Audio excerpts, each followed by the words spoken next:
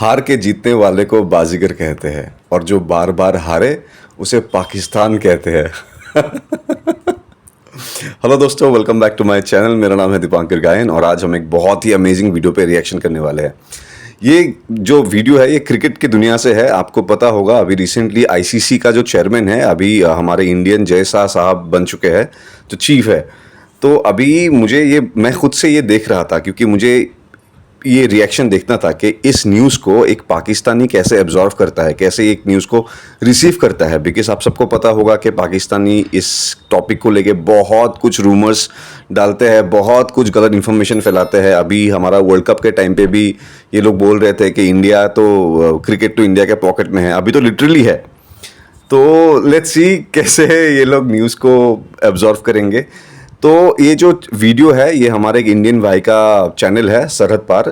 Video का title है Jay Shah ICC chairman Pakistani reaction, Pakistan reaction on Jay Shah ICC chairman पाक मीडिया।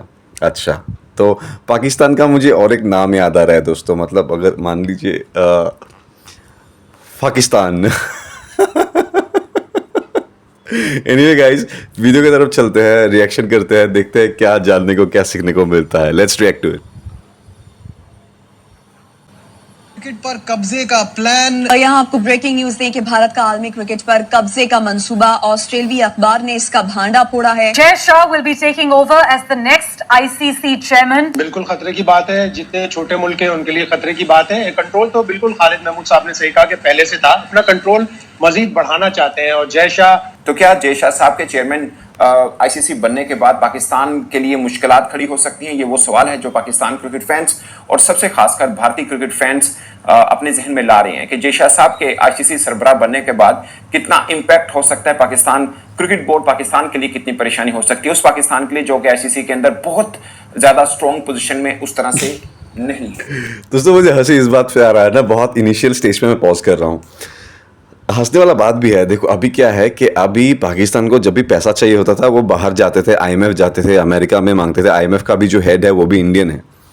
अभी ले दे के क्रिकेट का जहाँ पे एक बात है जहाँ पे वो लोग आई थिंक -1% अथॉरिटी तो रखते थे, लेकिन अभी क्रिकेट में भी उनको हमारे यहाँ पे हाथ फैलाना होगा कि जैसा साहब हमको चैंपियंस ट्रॉफी दे दो, जैसा साहब हमको एशिया कप होस्ट करने दे दो। इसीलिए मैंने कहा था इंटरनेशनल भिखारी है, हर जगह से ये लोग भीख मांगते हैं। अभी देखो क्रिकेट में भी आ गए।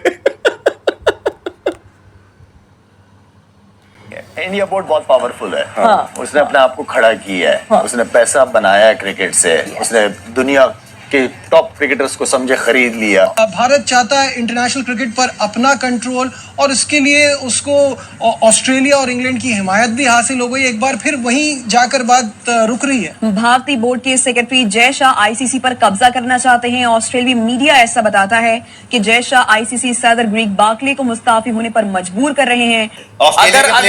अगर आईसीसी ने ये प्लान बदल लिया तो इसका मतलब क्लियर हो जाएगी एक चीज, ये इंडिया क्रिकेट बोर्ड ने आईसीसी को भी कंट्रोल किया हुआ है, आईसीसी को भी कंट्रोल किया हुआ है। लेकिन मेरे ख्याल में बीसीसीआई हर लिहाज से बहुत स्ट्रांग है।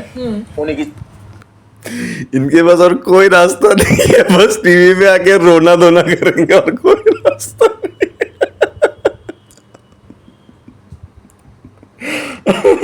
अभी कंप्लेन करे भी तो किसे करे?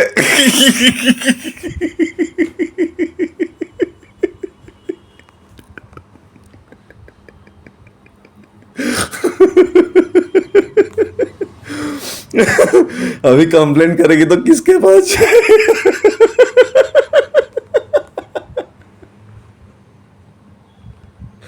अरे यार, एक तो ये शाहिद अफरीदी यार साला, ये इसका ना मतलब मैं बोल नहीं सकता। पहले मैं बहुत रिस्पेक्ट करता था, लेकिन इसका एक वीडियो वायरल हुआ था जहाँ पे ये इंडिया के बारे में बहुत गलत चीज़ें बोल रहा था। वो वीडियो था पाकिस्तान में कहीं उसका लिया गया था, किसी फ़ैन ने लिया था। भाई आप लोग यूट्यूब पे देखो कि शाहिद अफरीदी इंडिया के बारे में क्या बोलता है, क्या सोचता है। ऑन अ फैक्ट मैं आपको और एक चीज़ बताता हूँ, कोई भी पाकिस्तानी हो चाहे इंडिया से, उनको तो पैसा चाहिए, व्यूज़ चाहिए, सब कुछ चाहिए। लेकिन वो कभी भी एक पॉजिटिव एटीट्यूड नहीं रखते हैं। जैसे ही अपने घर पे जाएंगे ना, गलत चीज़ें ही बोलेंगे। इसीलिए मैं तो भाई किसी भी प्रकार से किसी भी पाकिस्तानी को 1% सपोर्ट नहीं करता। मेरे हिसाब से शाहिद अफरीदी बोल लो या फिर उनका भिखारी गरीब जो भी नवाज शरीफ जो उनका प्राइम मिनिस्टर है, एक से एक पूरा का पूरा मुल्क उनका भिखारी है और ये बरकरार रहना चाहिए। हमारे इंडिया के लिए बेनिफिट है ये। की चलेगी, उन्हीं की चल रही है काफी अरसे से, और मेरे ख्याल में आने वाले दिनों भी उन्हीं की चलनी है। अब तो पाकिस्तान तो गया, अब तो गयो ठाकुर पाकिस्तान। बेटा आईसीसी को जो 80% रिवेन्यू जाता है ना, जो प्रपोज फाइनेंस मॉडल निकला था ना, उसमें 80% रिवेन्यू जो आईसीसी को जाता है वो बीसीसीआई देता है। तो basically PCB, ECB, Australian board, ये सारे बीसीसीआई के टुकड़ों पे पाल रहे हैं। हम तो पाल ही उनके टुकड़ों पे रहे हैं।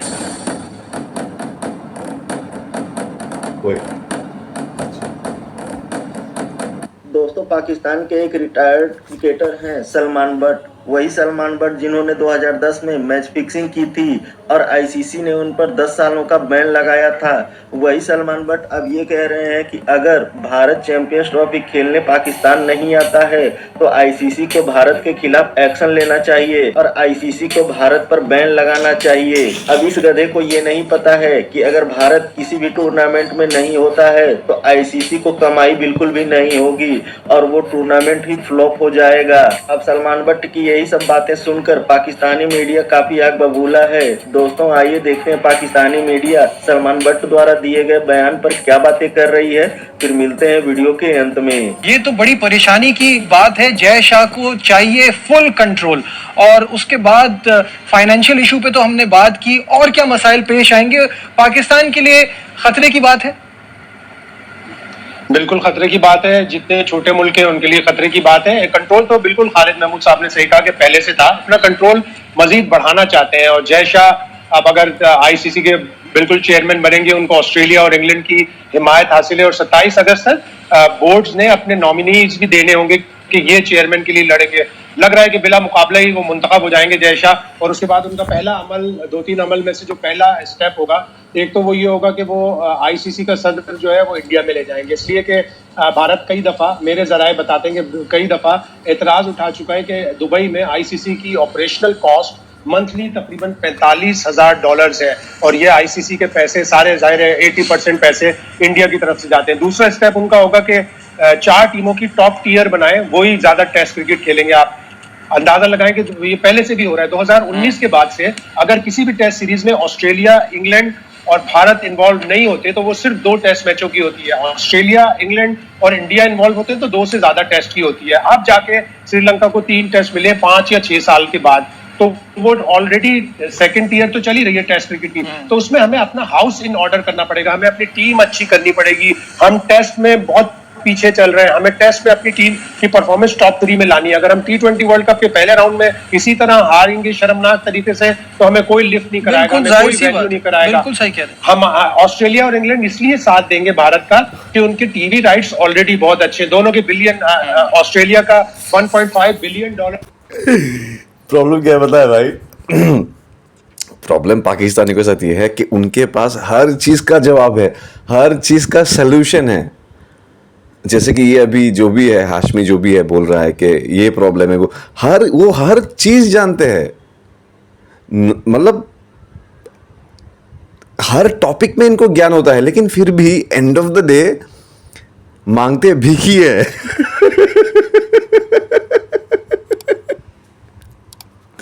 मैंने किसी भी पाकिस्तानी को ये बोलते नहीं सुना है कि हाँ ये हो सकता है, मुझे इतना आइडिया नहीं है, ये नहीं है, कभी ये नहीं। हमेशा वो आंसर करेंगे, हमेशा अपना जो भी ज्ञान है वो देंगे, चाहे वो सही है गलत है मैटर नहीं करता, लेकिन सबका सलूशन पाकिस्तानियों के पास है।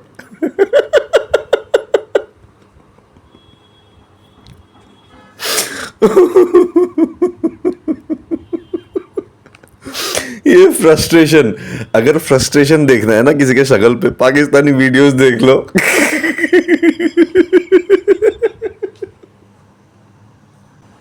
का टीवी राइट से 4 या 5 साल का, इंग्लैंड का भी 1.52 बिलियन को टच करता है पाउंड्स में, जो 5 साल के उनके टेलीविजन राइट्स हैं, हम तो टेलीविजन राइट्स बेचने में भी हमें बड़े प्रॉब्लम हो रहे हैं। मार्केट भी जाहिर है स्लो है, हमारी लो है, और उसके साथ हमारी टीम की अगर परफॉर्मेंस अच्छी नहीं होगी तो हमें टेलीविजन राइट्स की मद में भी पैसे नहीं मिलेंगे। और अगर हमें $34 मिलियन की रकम आधी हो गई तो उसमें फिर हमें मजीद स्ट्रगल करना पड़ेगा। ये टर्म इसलिए भी खास है कि पाकिस्तान को चैंपियंस ट्रॉफी की मेजबानी करनी है फेब 2025 में। तो क्या जय शाह साहब के चेयरमैन आईसीसी बनने के बाद पाकिस्तान के लिए मुश्किलात खड़ी हो सकती हैं? ये वो सवाल है जो पाकिस्तान क्रिकेट फैंस और सबसे खासकर भारतीय क्रिकेट फैंस अपने जहन में ला रहे हैं कि जय शाह साहब के आईसीसी सरबराह बनने के बाद कितना इंपैक्ट हो सकता है पाकिस्तान क्रिकेट बोर्ड, पाकिस्तान के लिए कितनी परेशानी हो सकती है उस पाकिस्तान के लिए जो कि आईसीसी के अंदर बहुत ज्यादा स्ट्रॉन्ग पोजीशन में उस तरह से नहीं है। ये सबसे बड़ा सवाल है। इस व्लॉग के अंदर दोस्तों मैं बताऊंगा कि ये इलेक्शन बेसिकली चेयरमैन आईसीसी का होता कैसे है, क्या पाकिस्तान भी इस चीज के लिए अपनी नॉमिनेशन दे सकता है, नंबर 1। नंबर 2 के चेयरमैन बनने के बाद अगर जय शाह साहब बन जाते हैं, जो कि उनके लिए राहें काफी हमवार हैं, अगर वो बन जाते हैं तो क्या पाकिस्तान के लिए कोई परेशानी होगी? और तीसरी सबसे खास बात कि चेयरमैन आईसीसी की बेसिकली जिम्मेदारियां क्या होती हैं, क्योंकि ये बहुत जरूरी है ये समझना कि उनकी जिम्मेदारी बेसिकली क्या होंगी। उससे सब चीजें आसान हो जाएंगी, ये समझना कि उनके बनने से पाकिस्तान को कोई परेशानी हो सकती है या नहीं हो सकती है। दोस्तों एक चीज समझने के लिए कि ये जय शाह साहब अगर बन जाते हैं तो वो 5वें भारतीय होंगे जो आईसीसी के सरबराह होंगे। इससे पहले जगमन डालमिया थे, शशांक मनोहर रह चुके हैं, श्रीनिवासन रह चुके हैं, और एक और थे जो शरद पवार साहब, ये आईसीसी के सरबराह रह चुके हैं। अब ये 5वें होंगे, मगर यंगेस्ट होंगे जय शाह साहब अगर वो आईसीसी के चेयरमैन बन जाते हैं। उनके लिए राहें हमवार हैं क्योंकि ग्रेग बार्कले जो कि अब आईसीसी के सरबराह हैं, जो न्यूजीलैंड से हैं, बेसिकली कमर्शियल लायर हैं, मगर न्यूजीलैंड क्रिकेट बोर्ड के साथ एज ए डायरेक्टर काम करते रहे हैं, मतलब क्रिकेट का ठीक ठाक तजर्बा था। ये बात मैं सिर्फ इसलिए बता रहा हूं क्योंकि आईसीसी चेयरमैन बनने के लिए भी आपको क्रिकेट का तजर्बा होना जरूरी है, जो कि जय शाह साहब के पास है। इसमें मतलब कोई वो उस तरह से नहीं है। बट पॉइंट इज कि जो 16 वोटिंग लिस्ट होती है, 16 वोट कर सकते हैं आईसीसी चेयरमैन के लिए, और 27 अगस्त लास्ट डेट है नॉमिनेशन फाइल करने के लिए कि आप जिसने इलेक्शन लड़ना है वो अपना नाम दे सकता है। मगर चूंकि सिर्फ 16 ही मेंबर होते हैं तो पहले से ही डिसाइड हो जाता है कि किसको लड़ना है। अगर किसी ने लड़ना है वो अपनी कंपेन कर सकता है, बट आफ्टर नॉमिनेशन, और उसके बाद नॉमिनेशन एक कमेटी होती है जो प्रीव्यू कर रही होती है जितने भी कैंडिडेट आईसीसी चेयरमैन के इलेक्शन लड़ना चाह रहे होते हैं। उसके बाद वो फिर अनाउंस कर देती है कि ये कैंडिडेट हैं जो इलेक्शन लड़ना चाहते हैं। और अगर कोई 2 कैंडिडेट आ जाए, लाइक अगर एक हो जाए, कंसेंसस हो जाए, फिर तो ज़ाहिर इलेक्शन की जरूरत नहीं रहती है। बट अगर 2 हो जाए तो इलेक्शन होते हैं, और 16 जो लोग हैं वोट डाल सकते हैं, और सिंपल मेजॉरिटी चाहिए, यानी 9 वोट चाहिए होते हैं आईसीसी चेयरमैन बनने के लिए। इससे पहले 2/3 मेजॉरिटी थी, मगर अब सिंपल मेजॉरिटी कर दी गई है, और 3 साल का टेन्योर होगा आईसीसी चेयरमैन। दोस्तों एक तरफ जहां पूरा भारत अभी वर्ल्ड कप के जश्न में डूबा हुआ है, वहीं पाकिस्तानियों को चैंपियंस ट्रॉफी होस्ट करने की खुजली लगी हुई है। पाकिस्तानियों की नींद ये सोचकर उड़ी हुई है कि कहीं भारत एशिया कप की तरह ही चैंपियंस ट्रॉफी में भी खेला ना कर दे, और जिस तरह भारत ने एशिया कप को हाइब्रिड मॉडल पर करवाने को मजबूर कर दिया था, उसी तरह कहीं भारत चैंपियंस ट्रॉफी को भी हाइब्रिड मॉडल पर खेलने के लिए ना कह दे। यही सब बातें सोचकर पाकिस्तानी मीडिया की नींद उड़ी हुई है। दोस्तों 2 हफ्ते पहले ही पाकिस्तान ने चैंपियंस ट्रॉफी का शेड्यूल जारी किया था, और उस शेड्यूल को आईसीसी के पास भेज दिया था। आईसीसी ने सारे मेंबर्स को शेड्यूल भेजा था, सारे मेंबर्स कंट्री ने उस शेड्यूल को अप्रूव कर दिया है, लेकिन बीसीसीआई ने इस शेड्यूल पर अभी तक कोई बयान जारी नहीं किया है।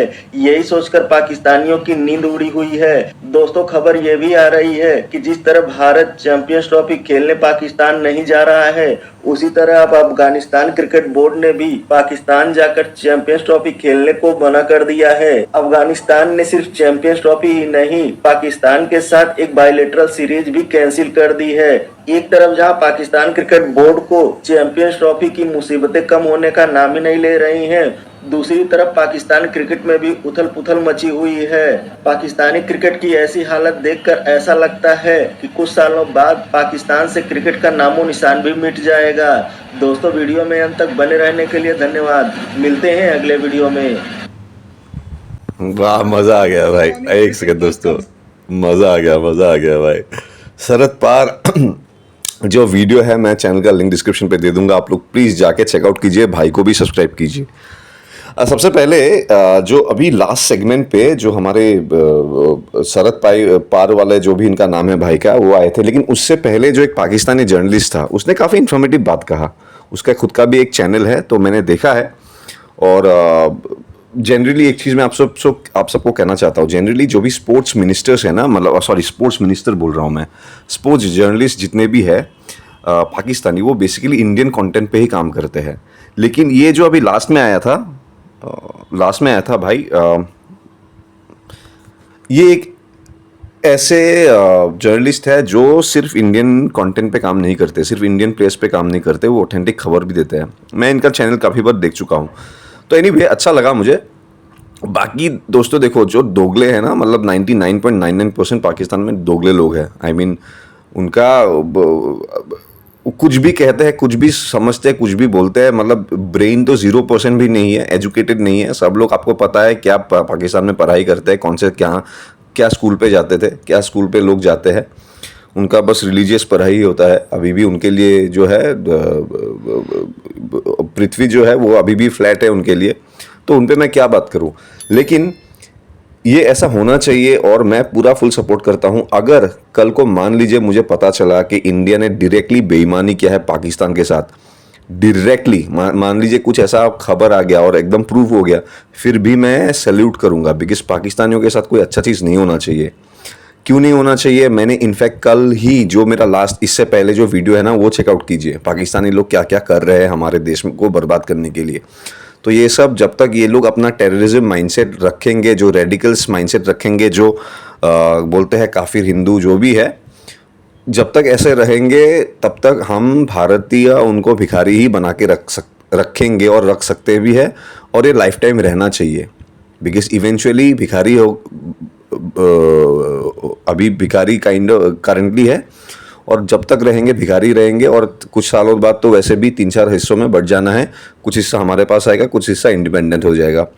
तो यही है गाइस। आई होप आप लोगों को ये रिएक्शन अच्छा लगा, आई होप आप लोगों को ये वीडियो अच्छा लगा। मुझे तो बहुत अमेजिंग लगा, स्पेशली फर्स्ट हाफ। मैं जेन्युइनली बहुत हंस रहा था, बिकॉज मुझे वो फ्रस्ट्रेशन दिख रहा है दोस्तों। मैंने पहले भी एक वीडियो में कहा था क्योंकि मैं इमेजिन करता हूँ, मान लीजिए आपके इन लोगों के साथ जो अभी होता है, साला हर जगह पिटते हैं, मतलब आप इकोनॉमी का बात कर लो, कुछ भी कर लो, तो अभी क्रिकेट है उनका मेन चीज़। क्रिकेट में तो हर कोई थू करके चला जाता है। तो इनके अंदर जो फ्रस्ट्रेशन है ना, ये बस अपने घर पे जाके अपने मीडिया के सामने, कैमरा के सामने चिल्लाते हैं, और मुझे देख के बड़ा मज़ा आता है भाई, मुझे पता नहीं क्यों। ये मेरा guilty pleasure sorry. Anyway guys, please आप इस चैनल को सब्सक्राइब कर दीजिए, वीडियो को लाइक कर दीजिए, आपका जो भी राय है मेरे कमेंट सेक्शन में बताइए। मैं अपना इंस्टाग्राम हैंडल का जो लिंक है वहाँ डिस्क्रिप्शन पे दे दूंगा, आप वहाँ से मुझे फॉलो कर सकते हो। एनीवे, आप सब लोग मस्ती से रहिए, हम एक फिर सुन मिलेंगे एक नए वीडियो के साथ, नए रिएक्शन के साथ। तब तक जय हिंद, जय भारत।